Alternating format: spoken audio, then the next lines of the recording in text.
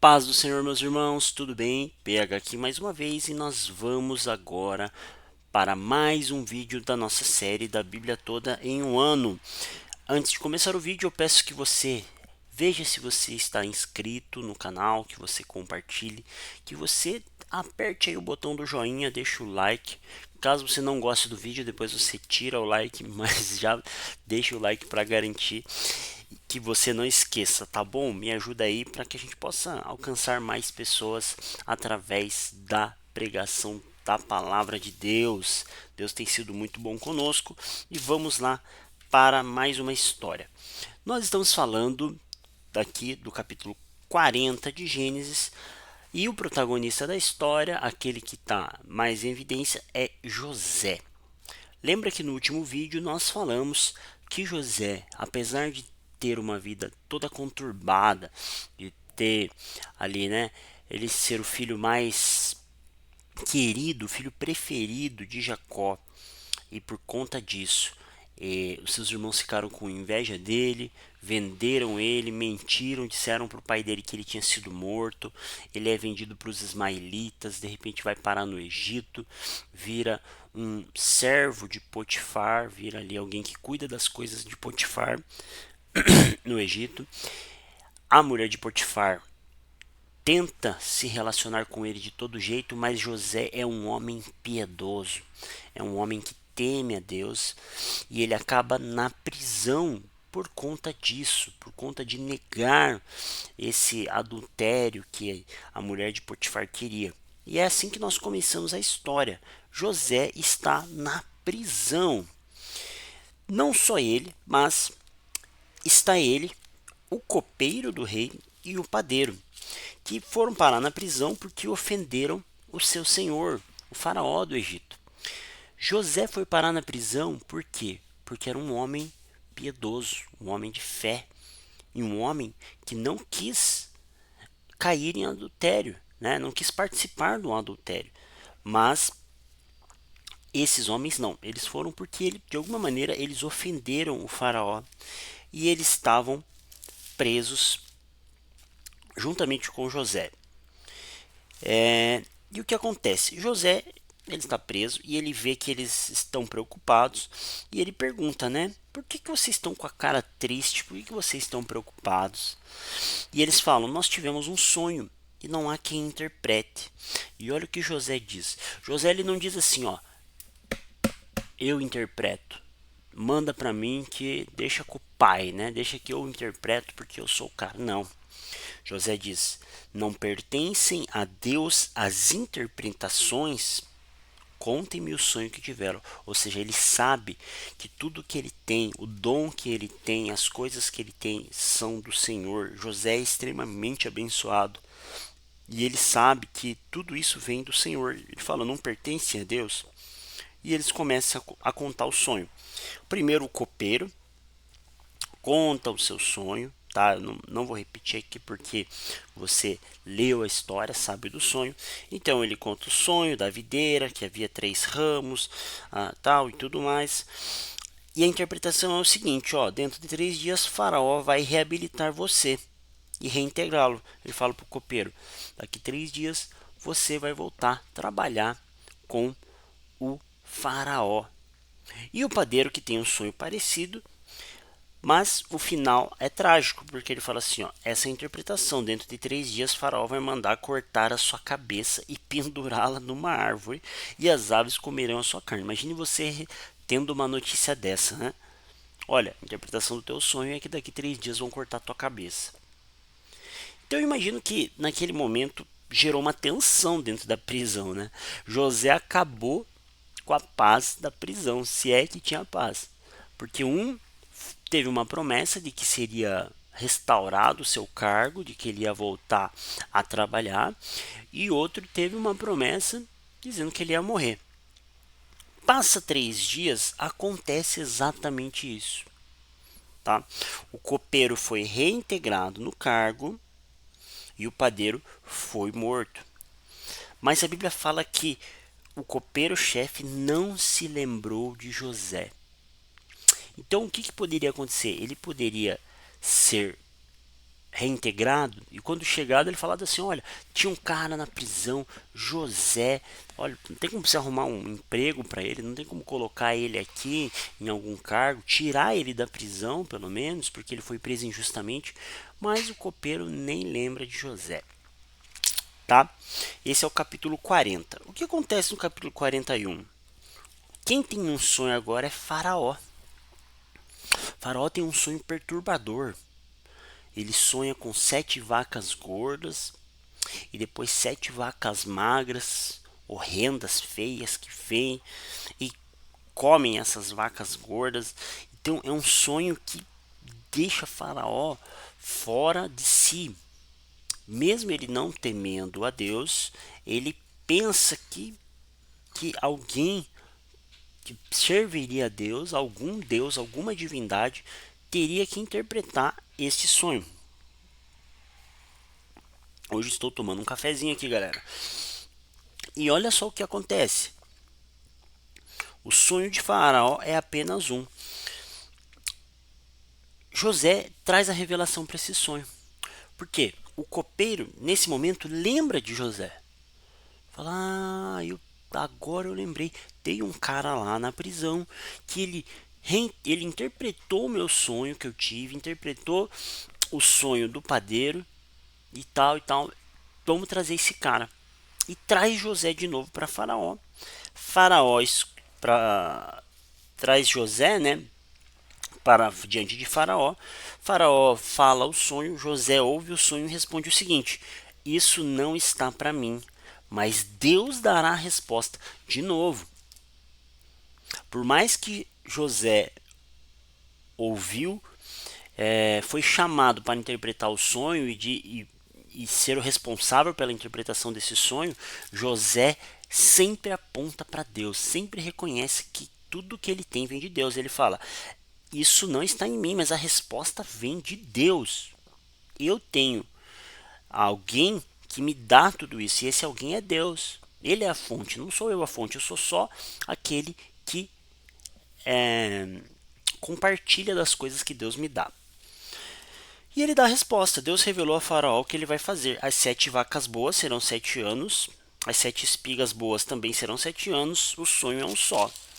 E aí ele fala: você vai ter 7 anos de abundância, 7 anos de muita riqueza, as plantações vão dar muito fruto, tudo vai bem com você. Mas depois 7 anos de fome.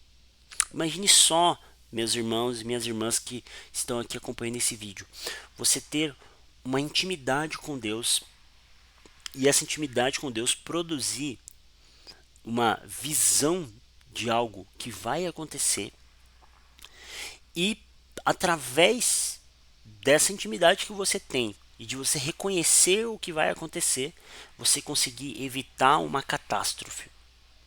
Isso que acontece com José. José, por ser um amigo de Deus, ele consegue interpretar algo e isso salva muitas pessoas. E o faraó, por que salva? Porque o faraó descobre isso, ele percebe que isso é verdade, essa interpretação, e ele fala: olha, não tem ninguém mais sábio nesse reino para cuidar desse momento que nós vamos viver. Então ele coloca José como administrador do Egito para pegar esses 7 anos, juntar o máximo de mantimentos que puder para sobreviver à fome dos outros 7 anos. Então está na mão de José agora os próximos 14 anos que virão, que são 7 anos de abundância e 7 anos de fome. E José assume então a patente mais alta do Egito, abaixo apenas de Faraó. E vale lembrar, meus irmãos, quando você pensa em Faraó, que Faraó não era apenas um homem para o pessoal do Egito. Faraó é um homem Deus, é um homem divino.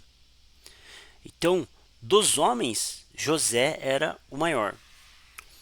Por que Faraó, eu falo que dos homens José é o maior? Porque Faraó no Egito é uma espécie de homem Deus, sai da categoria humana, tá? Para os egípcios, o faraó era como um deus homem, tá bom? Vamos lá, vamos continuar nossa história. José vira o governador do Egito. Então, o faraó disse para José: visto que Deus revelou tudo isso a você, não há ninguém tão ajuizado e sábio como você. Você será o administrador da minha casa e todo o meu povo obedecerá à sua palavra. Somente no trono eu serei maior que você. Tá, isso aqui que eu acabei. E ele percebe toda a autoridade do Egito.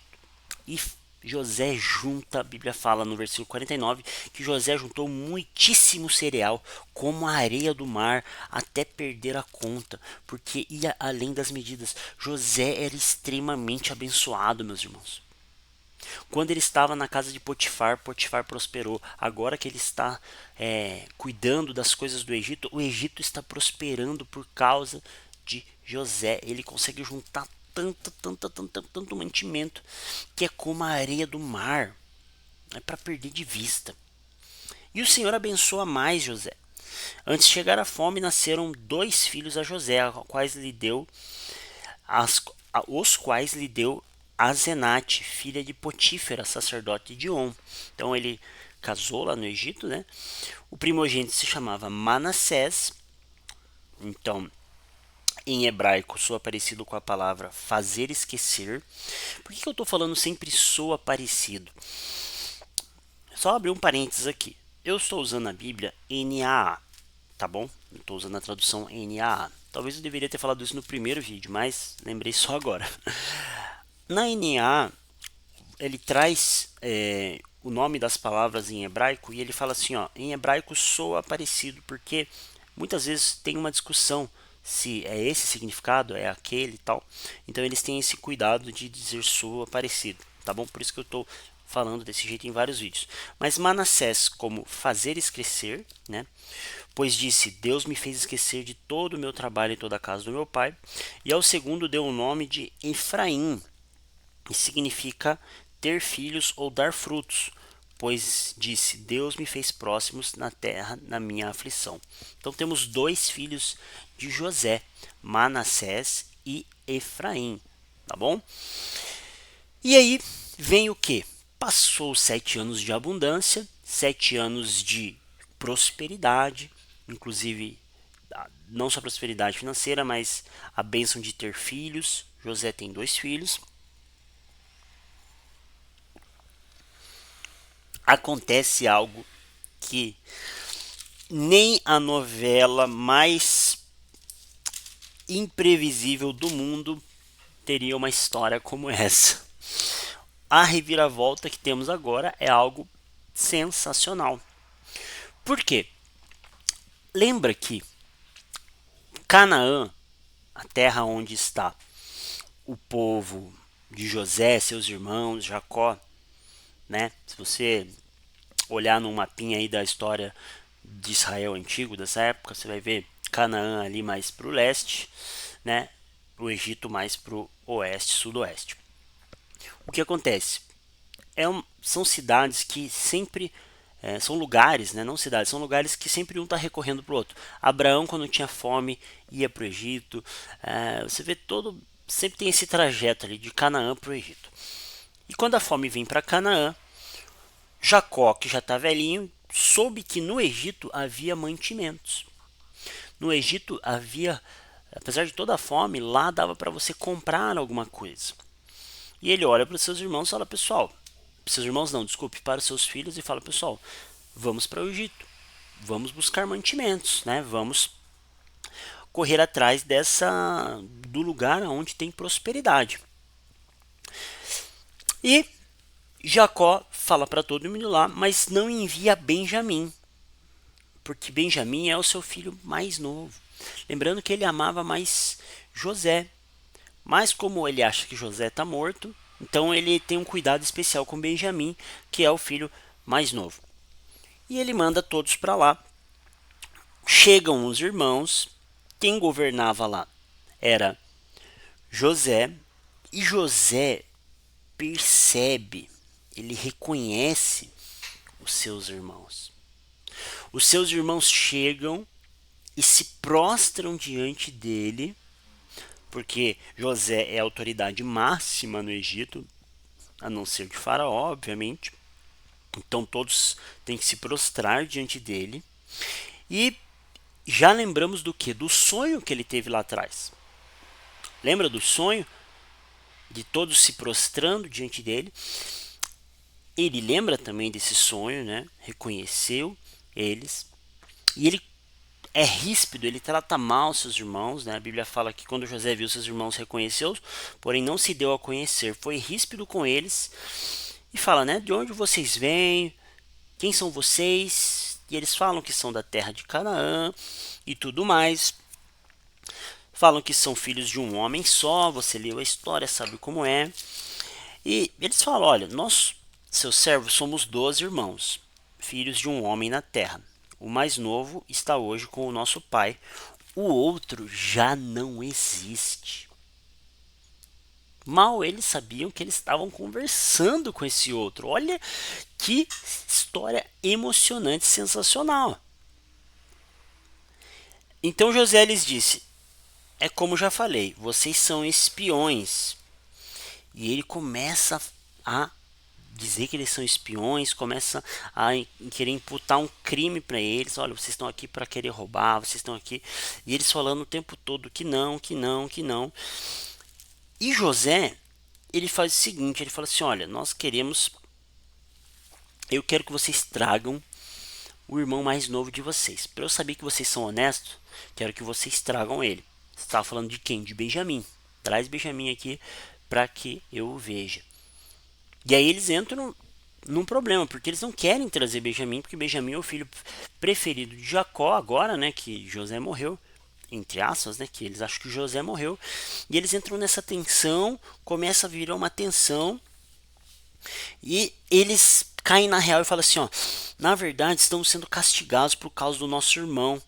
Vimos a angústia da sua alma quando ele nos pedia e não lhe demos ouvidos. Por isso sobrevém agora esta ansiedade. E Ruben responde-lhes: não é verdade que eu disse, não pequem contra o jovem? Então, eles estão falando na língua hebraica. E José, quando falava com eles, falava na língua egípcia, né, por meio de um tradutor. E eles não imaginam que José fala hebraico. E eles estão falando em hebraico, viu? Olha só o que aconteceu. Nós pecamos contra José, agora a gente está colhendo o que a gente plantou. Só que José está ouvindo tudo isso e José ele vai num canto e ele chora. José chora depois que eles se retiram e fica ali aquele clima de tensão no ar. Vamos continuar a história. José ordenou que lhe enchesse os cereais, os sacos, e lhes restituíssem o dinheiro, cada um no saco de cereal, e os suprissem de comida para o caminho. Então, eles deram o dinheiro para pegar os sacos de cereais. José, ele dá o saco de cereais, mas ele coloca o dinheiro também de novo. Devolve o dinheiro deles, tá? E manda eles embora. Vamos lá, o que acontece na história? Quando um deles abriu o saco de cereal para dar de comer ao seu jumento, encontrou o dinheiro na boca do saco. Então disse aos irmãos: devolveram o meu dinheiro, está aqui na boca do saco. O coração dos irmãos se encheu de medo e tremendo olhava dizendo: o que é isso que Deus nos fez? E vieram para Jacó, seu pai, na terra de Canaã, e lhe contaram tudo. O homem, o Senhor da terra, falou conosco e vão contando a história, vão contando a história. Fala assim, olha, ele tá achando que a gente é espião, tá contando pro pai dele, né, para Jacó, e tá pedindo para levar Benjamim para eles, tá? Para Benjamim para eles. Um ponto muito interessante que um irmão deles ficou lá, que foi Simeão, né? Escolheu Simeão e o algemou na presença deles. Então Simeão ficou lá até eles voltarem para levar Benjamim. E aconteceu que quando foram despejar os cereais no saco, cada um tinha uma trouxinha com o dinheiro, então perceberam que estava o dinheiro. E Jacó diz o seguinte: vocês vão me deixar sem filhos. José se foi, Simeão ficou lá no Egito. Agora querem levar Benjamim? Todas essas coisas aconteceram contra mim. Olha só, gente, a vida de Jacó. Vamos voltar um pouquinho à vida de Jacó. Jacó como perseguidor, como enganador, engana seu irmão 2 vezes, depois é perdoado, ele luta com Deus, ele Sabe, acontece tanta coisa na vida de Jacó.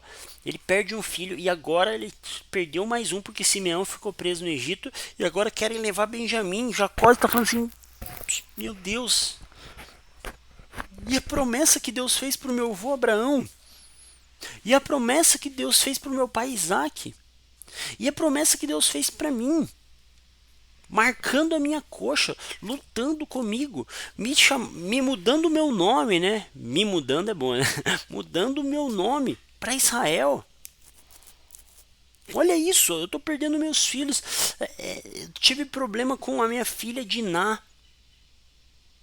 O que é isso que está acontecendo? O meu filho Judá, falamos aqui uns vídeos atrás, teve problema também porque cometeu um incesto com a sua nora. Que loucura que está a vida de Jacó. E agora ele se depara nessa situação. E Jacó responde: o meu filho não irá com vocês. O irmão dele está morto, ele é o único que ficou. Se lhe acontece algum desastre no caminho, vocês farão descer meus cabelos brancos com tristeza à sepultura. E assim acaba o nosso texto de hoje. Meus irmãos, o que será que vai acontecer nessa grande história da redenção? Deus prometeu uma terra para Abraão. Deus prometeu um lugar onde todas as nações seriam abençoadas. Deus prometeu salvar o mundo através de um povo que viria da descendência de Abraão. Mas a descendência de Abraão está no Egito. Um irmão está preso, fome, brigas de família.